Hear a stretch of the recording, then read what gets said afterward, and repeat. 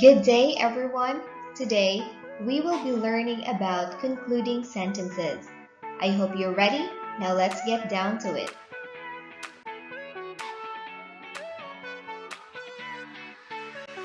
In this episode, you will be learning about concluding sentence, the different ways to end your paragraph, and you will also have a little practice on the topic. A good paragraph has a clear topic sentence and supporting sentences that explain and support the topic sentence.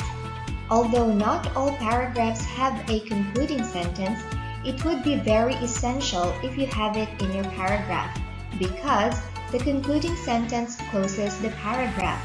Therefore, it is also called as closing sentence.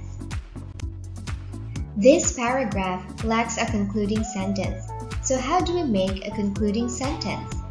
In concluding sentence, you can restate the topic sentence, summarize the main idea of the paragraph, make a prediction connected to the paragraph's topic, or make a suggestion or give advice connected to the topic. But take note, a concluding sentence does not state a completely new idea. It can only restate. Let me explain further about restatement.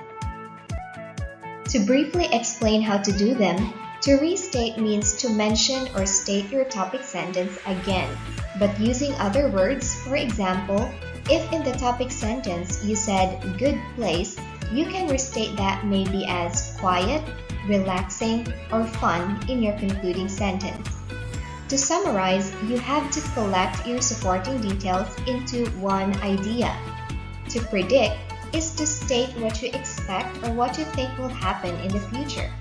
And to suggest or advise is when you give a suggestion or advise a solution at the end of the paragraph if the topic is a question or a problem. Let's try to practice identifying what kind of concluding sentences we have here. These concluding sentences are from the paragraph about Jack Collins, so let's decide if they restate, summarize, predict, or suggest or advise. Letter A should be restate since it doesn't really contain much information in specific like a topic sentence. Letter B is very much a prediction since it uses the phrase I think, which should be something that might happen in the future. Letter C contains the keyword should, which usually suggests or advise but in a stronger way. And D, which has some example points which were most probably explained in the body, therefore this summarized the points discussed in the paragraph.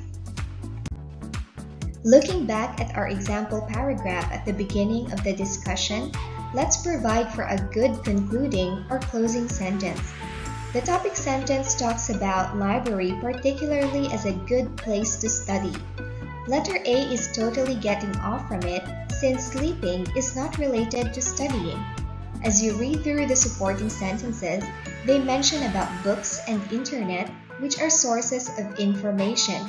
But lastly, it mentions about people in the library, which is not fully related to letter B.